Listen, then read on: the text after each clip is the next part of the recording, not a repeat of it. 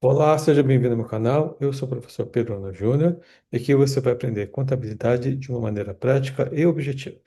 E o tema da nossa videoaula de hoje, vamos continuar falando sobre reforma tributária e vamos falar do split payment, que é uma das formas de extinção do débito, né, da CBS e da IBS.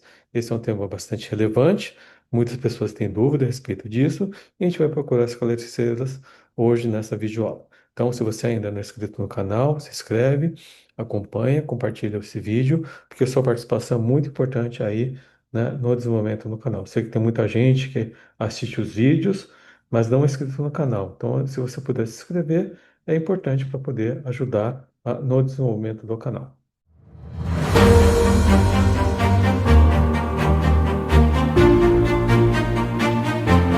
Então, qual que é o tema da nossa videoaula de hoje? A gente vai estar falando de split payment, que é uma das formas de extinção do débito tributário da CBS e da ABS. Então, o que é o split payment? Ele veio na reforma tributária, que foi introduzida pela Emenda Constitucional 132 de 2023, que representa uma reestruturação fiscal, né, no Brasil depois de várias décadas, né? E o split payment ele surge como uma peça dessa transformação por ser um modelo digital e rastreável. Então, qual que é a base legal do payment? É a Emenda Constitucional 132 de 2023 e, especificamente, na Lei Complementar 214 de 2025, nos seus artigos 31 e 35. Mas, do ponto de vista teórico, ela é uma inovação, parece fazer sentido, parece que não tem muita dificuldades, né? Mas qual que é o desafio, né? Seria na sua implementação. Então, a parte prática, né? Porque como envolve tecnologia, envolve sistema digital, né, dos meios de pagamento. Então, qual que eu vejo de desafio? É na sua implementação, que eu acho que a gente vai ter um período de transição até isso funcionar 100%, e há uma mudança de cultura, né, principalmente em relação ao fluxo de caixa na vida dos contribuintes. Nós temos o PLP 108 de 2025, que ainda é projeto de lei, que fala algumas coisinhas em relação ao payment, mas nada muito significativo, né? Na verdade, eles alteram o dispositivo da lei complementar, mas como ainda está em projeto de lei, eu não vou tecer maiores comentários, porque tem que esperar a lei ser convertida para poder incorporar ao nosso mundo jurídico. Mas o que nós temos hoje, emenda constitucional 132, junto com a lei complementar 214 de 2025. Antes de a gente falar do split pay propriamente dito, a gente tem que dar um passo atrás para poder entender a sistemática, entender os contextos dessa forma de extinção do débito da CBS e da IBS, porque ele é uma das modalidades de extinção. Então, se a gente pegar a Lei Complementar 214 de 2025, que ela estabelece, né? Que para extinguir o débito da CBS e da IBS, nós temos cinco formas, né, para poder fazer essa extinção do débito tributário. Então, o primeiro deles é a compensação, ou seja, pegar os créditos e os débitos da CBS, né, que foram os créditos apropriados, os débitos que são devidos, e se tiver um saldo a maior, né, teria que haver um recolhimento complementar. Se tiver créditos iguais aos valores de débito, não se faz nada. E se tiver mais créditos que de débito, o saldo remanescente eu posso utilizar no período posterior. Então, nós temos a primeira forma de extinção do débito da CBS, que é a compensação, porque a gente está falando de um tributo não cumulativo, né? Então, portanto, eu vou pegar os créditos e abater dos débitos. A segunda modalidade de extinção do débito da CBS é o pagamento, né? Então, no qual o contribuinte ele faz o pagamento direto, né? Isso ocorre quando? Quando o contribuinte ele tem mais débitos do que créditos, então, se tiver um saldo a recolher, ele vai recolher através do pagamento direto. E temos a terceira modalidade, que é o split payment, né? Que a tradução literal é pagamento dividido. Por que que o pagamento é dividido? Porque, né, diferente do que ocorre hoje, o contribuinte ele faz o recolhimento e recebe o valor integral, né, quando ele faz a venda do produto, e depois ele faz o recolhimento do tributo, aqui na verdade haverá um recolhimento antecipado. No momento que o adquirente compra a mercadoria, ele vai, o fornecedor ele vai ter que dividir, né, ou o meio de pagamento vai ter que dividir, né, parte do tributo e parte do que seria devido pelo adquirente, tá? Então, essa é uma das grandes novidades em relação a essa modalidade criada pela Lei Complementar 214 e pela reforma tributária. O quarto forma de extinção do débito da CBS e IBS é o recolhimento pelo adquirente, quando for aplicável, como, por exemplo, eu tenho dúvidas e não confio no meu fornecedor. Então, em vez de esperar que ele faça o recolhimento, eu antecipo e faço recolhimento, em nome dele, né? Então, isso em casos raros de acontecer, né?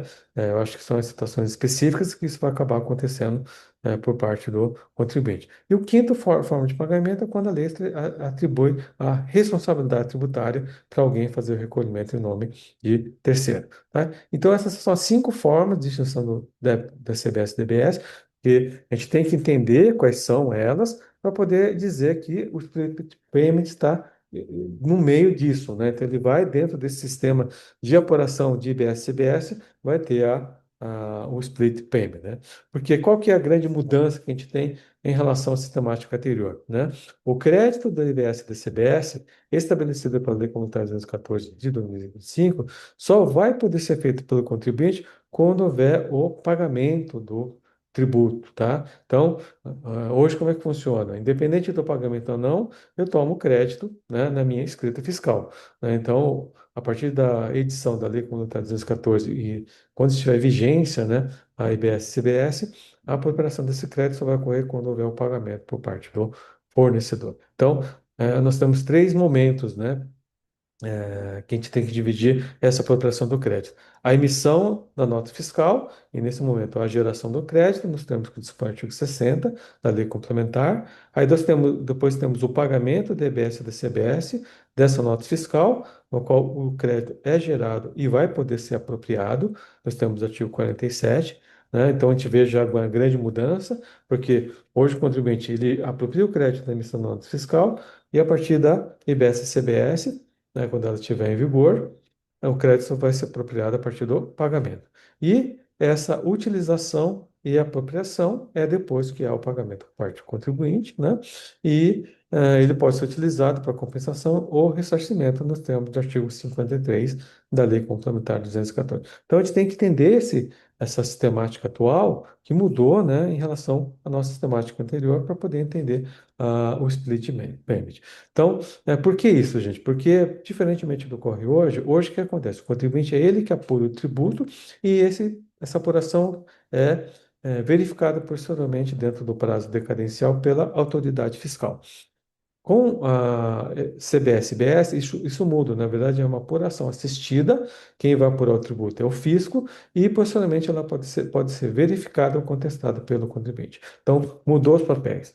Hoje é o contribuinte que faz, a partir da implementação da CBS e BS, é o contribuinte, é o fisco que vai fazer a apuração e ela vai ser assistida pelo contribuinte. Então, é uma sistemática muito diferente, tá? E para que isso funciona a importância da emissão da nota fiscal, porque é na nota fiscal que as informações vão constar para poder fazer primeiro a apropriação do crédito, a geração do crédito, né, e também o split payment poder funcionar. Então, e é importante o sistema informatizado, porque nós vamos ter a importância do RP, né, que vai fazer a apuração do tributo, que é o contábil, que vai ter que falar com o fundo financeiro, que vai emitir boleto, que posteriormente vai ser informado ao Banco Central e à instituição financeira ou meio de pagamento, e a nota fiscal tem que estar as informações incorporadas ao boleto bancário, porque senão a instituição financeira não consegue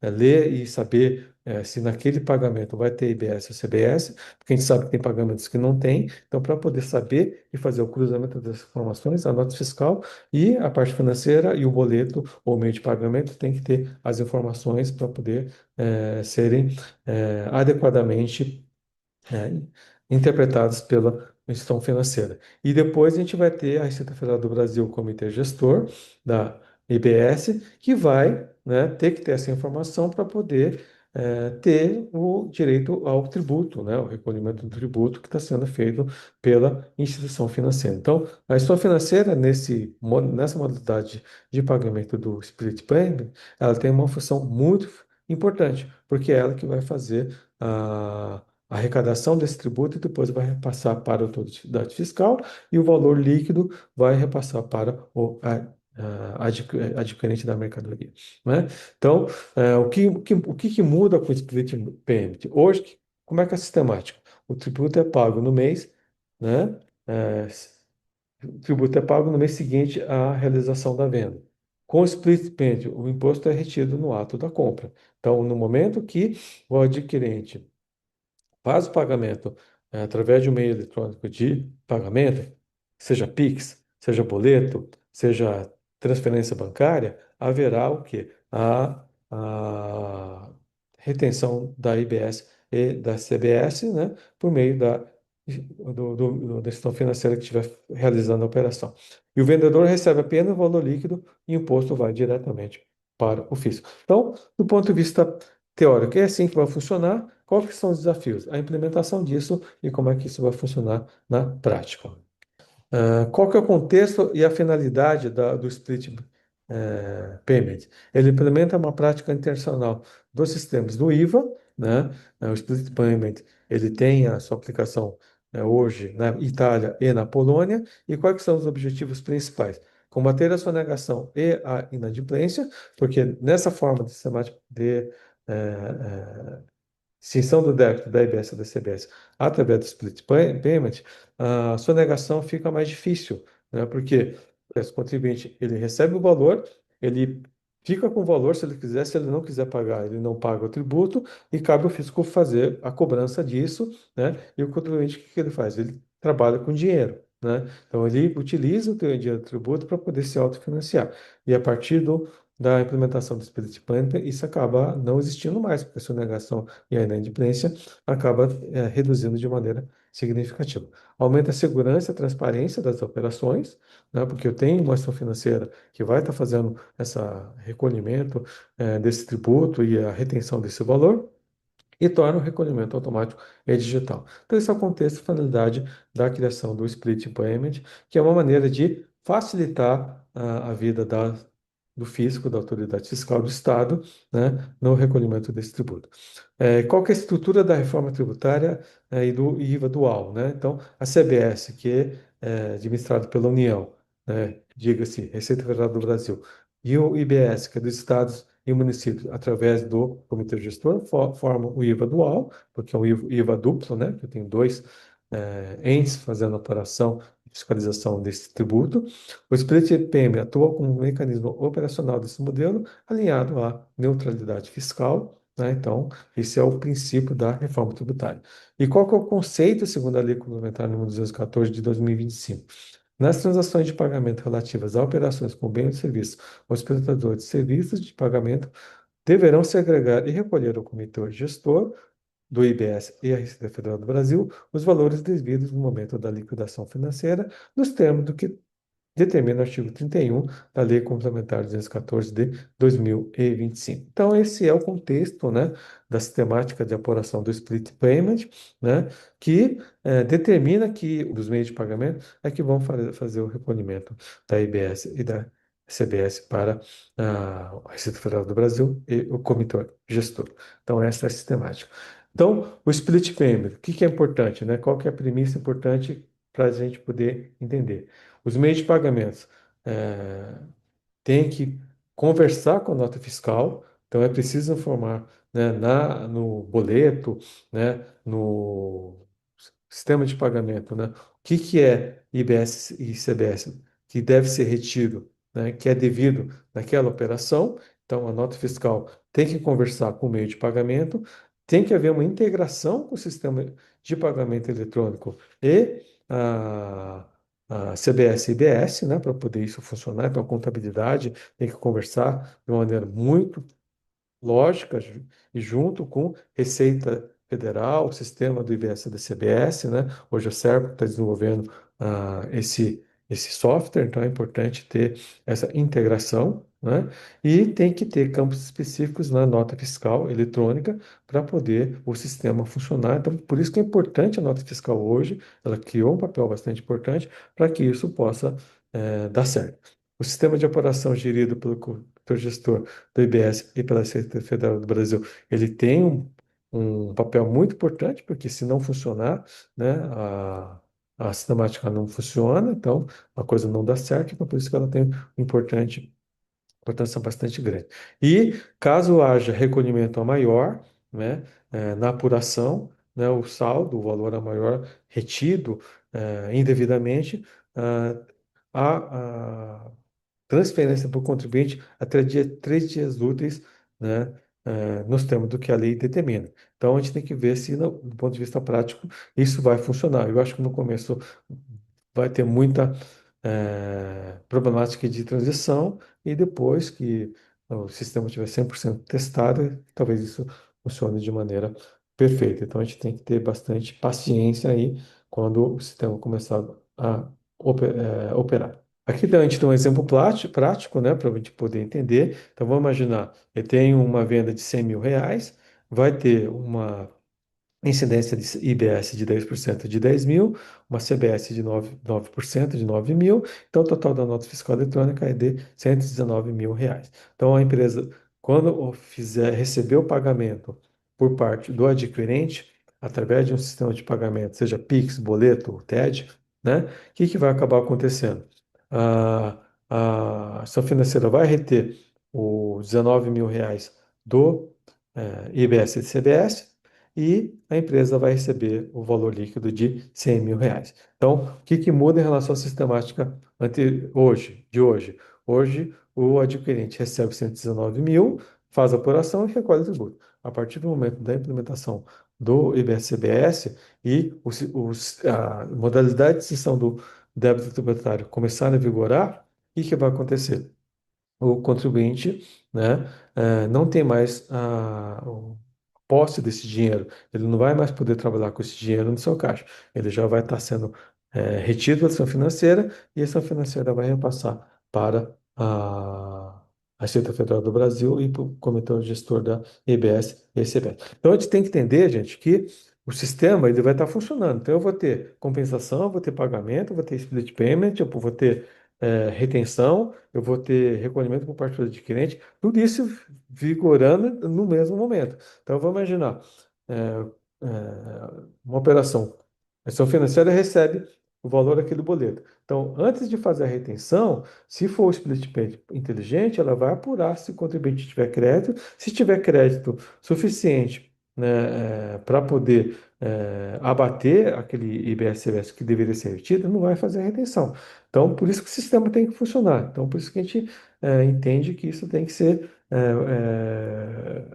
muito bem trabalhado e implementado. Se tiver no split payment inteligente, né, o super inteligente ele vai funcionar dessa maneira, a instituição financeira vai fazer a retenção, depois vai verificar, opa, recolher a mais e vai devolver o contribuinte aquele valor que foi recolhido maior. Então, por isso que a sistemática de pagamento, de apuração, de recolhimento informatizado tem que estar muito bem consolidado, tem que estar muito bem feito para que isso funcione, né, para que não haja recolhimento indevido. Então, nós temos as 3 modalidades de recolhimento de split payment, tem o simplificado, que é com base em uma estimativa, no qual vai ser estabelecido um percentual para que haja essa retenção, e é mais aplicado para o varejo, nas operações B2C, que é para consumidor, né? Então, isso está previsto no artigo 33 da Lei Complementar.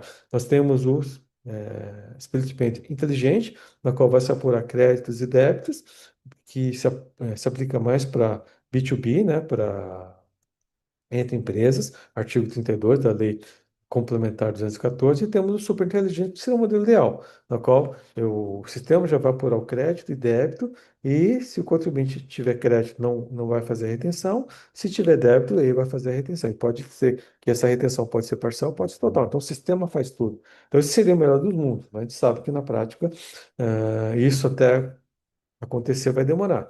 E está previsto no artigo 32, né, parágrafo 3º e 4º da Lei Complementar 214. Né? Esse é o fluxo operacional que a gente tem em relação ao split payment ou em relação, né, à sistemática da IBS-CBS. Então, a gente tem a emissão da nota fiscal eletrônica com IBS e CBS destacados. Isso é enviado ao sistema de pagamento, ou seja, o boleto tem que ter as informações do que vai ser o que, incide de IBS e CBS naquela operação, ah, a segregação automática do valor do tributo, né? Esse tributo ele é repassado diretamente ao fisco e a conciliação e retorno ao fornecedor, caso haja um recolhimento a maior. Então, isso é o fluxo de uma maneira bastante simplificada de como seria, né, o split payment por parte, né, de uma operação por parte do contribuinte, tá? E não esquecer que o split payment ele faz parte, né, daqueles cinco modalidades de extinção do débito, DBS, CBS. Então, ele é uma das, né? Então, então elas têm que se conversarem para não haver recolhimento e retenção indevida. Então, aqui tem um fluxograma um pouquinho mais detalhado, no qual o fornecedor ele vende a mercadoria e quando vende a mercadoria, né, no ano fiscal vai estar destacado qual que é o valor do IBS e da CBS. Esse valor tem que estar cruzado com o boleto, o Pix, o cartão de crédito, o cartão de débito e a TED, né, para que, né, essas informações possam serem lidas e possam ser processadas pelas instituições financeiras. O adquirente vai receber sua nota fiscal, né, vai fazer o pagamento, né, desse valor e esse tributo, se houver retenção, vai ser repassado para o comitê gestor do IBS e da CBS e quando houver o pagamento, o fornecedor vai fazer a apropriação do crédito dessa IBS, da CBS, né, da operação, né, e o adquirente, né, na verdade, o adquirente vai fazer a apropriação desse crédito na sua apuração. Então, é isso que vai acabar funcionando, né, nesse fluxograma que a gente acabou trazendo para vocês. Quais que são os efeitos do fluxo de caixa do IBS e CBS para o contribuinte? O valor do imposto não entra mais no caixa da empresa, né, porque esse valor já foi retido, né, e já vai ser repassado para o fisco. Haverá o fim da janela entre a venda e o recolhimento, que hoje existe, né, então o contribuinte ele trabalha com o dinheiro do tributo e recolhe ou não recolhe, dependendo da publicação, conveniência, e isso faz com que haja necessidade de rever a estratégia de capital de giro das empresas, porque esse dinheiro eu não posso mais contar com ele, né? Então, hoje as empresas trabalham com isso, então a partir da implementação do split payment, né, isso não vai mais ocorrer, então eu tenho que trabalhar com isso dentro do meu fluxo de caixa. Quais que são os reflexos contábeis do split payment nas empresas? Então, o IBS e o ICMS não entregam a receita bruta, né? Então, para fins contábeis, os créditos fiscais podem ser registrados no ativo e compensados futuramente. Existe uma discussão, né? Porque enquanto não houver o pagamento, será que eu posso ativar esse valor? Eu só vou poder ativar no momento que for feito o pagamento, né? Então, existe uma discussão sobre relação a isso e tem que haver uma integração entre RP, bancos e sistemas fiscais, porque isso é essencial, porque se não houver essa integração, o sistema não funciona e pode ter retenções indevidas, né? Isso atrapalha totalmente o fluxo de caixa das empresas. Quais são as adequações necessárias que as empresas têm que fazer para poder não ter problemas com relação ao split payment e em relação à apuração do IBS e CBS? Tem que ter uma atualização do RP e dos layouts da nossa fiscal eletrônica, então tem que ter um investimento em relação a isso, né? Assim como teve quando a gente teve a implementação da nota fiscal eletrônica e também do SPED, né? Contábil, SPED fiscal, a automação fiscal e a integração bancária é fundamental para que esse sistema possa funcionar e também tem que ter um investimento em treinamento de equipes contábil, fiscal e financeira para que isso possa funcionar, para que a empresa não tenha perdas, né? Principalmente financeiras em relação implementação da EBS e da CBS e principalmente do split payment. Quais são os desafios operacionais? Integração com diversos meios de pagamento. Então, isso implica em investimento, em gasto, né, que é o contribuinte que tem que fazer, não é o Estado. O Estado está fazendo lá o desenvolvimento do seu software para que o split payment possa funcionar. A partir do momento que houver a implementação, né, o funcionamento, né, ele tem que estar funcionando, então tem que ter integração entre o sistema do contribuinte, o sistema da Receita Federal do Brasil e do Comitê Gestor. Senão, se eles não se falarem, não se conversarem, a coisa não funciona. Caso isso não haja essa integração, há risco de intenções indevidas e devoluções lentas, né? Porque há um problema de informática, né? E de meio inteligente, né? Então, se isso não funciona, não estiver se falando, não estiver se comunicando, isso pode acabar acontecendo e há um aumento de custos para as empresas que tem que ser colocado, né? E aí muitas empresas vão acabar repassando para o custo da operação e com isso vai ter como consequência no começo, eu acho, um aumento de valor de produto, né? Porque vai ter que ter o repasse desse valor dentro do budget das empresas, né? Quais são as estratégicas para mitigar esses impactos, né, da, do split payments, né, no fluxo de caixa da empresa? Primeiro, replanejar o fluxo de caixa, porque esse valor eu não vou poder mais contar comigo, porque já foi retido, já vai ser repassado para a Receita Federal do Brasil, Comitê Gestor. Negociar prazos com fornecedores, né, de maneira que eu não tenha que ficar me dependendo de empréstimo bancário, dependendo de recurso de acionistas investidores, busca de linhas de crédito transitórias para poder, né, me adequar a essa nova modalidade, essa nova sistemática que vai ser implementada. E devo implementar uma conciliação diária para poder justamente não ter problemas de retenções ou recolhimentos indevidos do tributo, né? Quais são os benefícios esperados com a implementação do Split Plan? Maior segurança e rastreabilidade das operações, e é muito bom para o fisco, né? E para o contribuinte, de uma maneira que ele acaba se beneficiando disso também. Redução da sonegação, porque com isso, né, o impacto maior é que deixe de ter menos sonegação por parte dos contribuintes, ou menos inadimplência, automatização dos recolhimentos, que isso acaba, né, dando uma vantagem, porque o sistema vai fazer tudo, e simplificação e transparência, né, nas operações. Então, a reforma busca justamente isso. Se isso vai realmente acontecer na prática, isso é uma pergunta que ainda não temos respostas, vamos esperar, né, os desdobramentos da sua implementação, né? Quais são as etapas de implementação, não do Split Payment, mas do IBS e da CBS? Porque em relação a quando que vai funcionar esse Split Payment, ainda não temos uma data precisa. Mas o que que a gente tem? A gente tem a coordenação do GT20, que faz a questão da reforma tributária. 2023, a gente vai ter alguns testes com alíquota simbólica. 2027 vai ter a entrada da CBS e da IBS. E 2032 a IBS vai substituir o ICMS e o ISS. Então, esse seria o cronograma, né, as etapas de implementação, né, do recolhimento, né, e da apuração da IBS e da CBS. Tá? Qual que é o papel da tecnologia nisso tudo, né? Principalmente do split payment. O sucesso depende de plataformas integradas, né?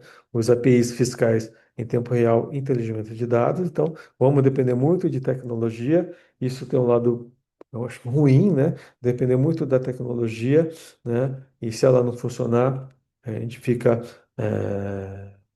está num gap muito grande. A gente vai depender das consultorias, né, das empresas especializadas nisso, e, né, a gente sabe que com muita demanda, a tendência é elas não conseguir ter gente, né, para poder atender todo mundo, mas a gente tem que é uma realidade que a gente tem que estar preparado. A governança compartilhada entre União, estados e municípios, né, é o que vai acontecer com a implementação da EBS e CBS e e especificamente ao split payment. Qual vai ser o impacto da CBS e IBS no setor privado, né? Esse é um ponto importante que a gente tem que analisar. Primeiro, a CBS e IBS vai afetar todas as empresas, desde a microempresa até a empresa optante pelo lucro real. Porque o microempresário ele pode optar pelo regime normal, da CBS-BS, ou optar pelo regime unificado. Então, se ele optar pelo regime unificado, vai recolher tudo numa guia só, né? E quem compra vai ter direito ao crédito proporcional ao valor que está sendo recolhido. E se ele optar pelo regime normal, vai recolher esse CBS pelo regime normal, ali que está normal, e a decisão vai depender do tipo de cliente que ele vende, né? Se for um cliente que toma crédito, talvez, né, seja interessante ele optar pelo regime de CBS pelo regime normal. O impacto maior, eu entendo que vai ser no setor de varejo, principalmente também no setor de serviços e nos e-commerce, né, através das plataformas digitais, né, que cada vez mais tem um crescimento muito grande nesse volume de vendas, né, porque a loja física está deixando, diminuindo cada vez mais, né, e a venda online crescendo cada vez mais, então isso vai impactar e eles vão ser um grande arrecadador, né, desse tributo. Os marketplaces, né, vão atuar como intermediários de recolhimento, virando uma extensão da fiscalização, né?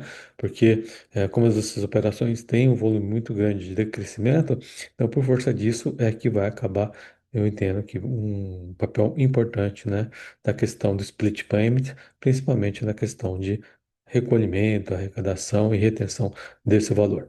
E como o contribuinte tem que se preparar, né? Então, quais são as nossas recomendações? Mapear obrigações e prazos, para justamente, né, não entrar nesse jogo atrasado ou não preparado, simular o impacto do split payment no fluxo de caixa das empresas, atualizar os sistemas e contratos de maneira que o sistema da Receita Federal do Comitê Gestor possam se comunicar e se falar de maneira bastante adequada, né, quando houver como o sistema funcionar, treinar as equipes e planejar o capital de giro de maneira que a coisa esteja preparada quando o sistema começar a vigorar, né?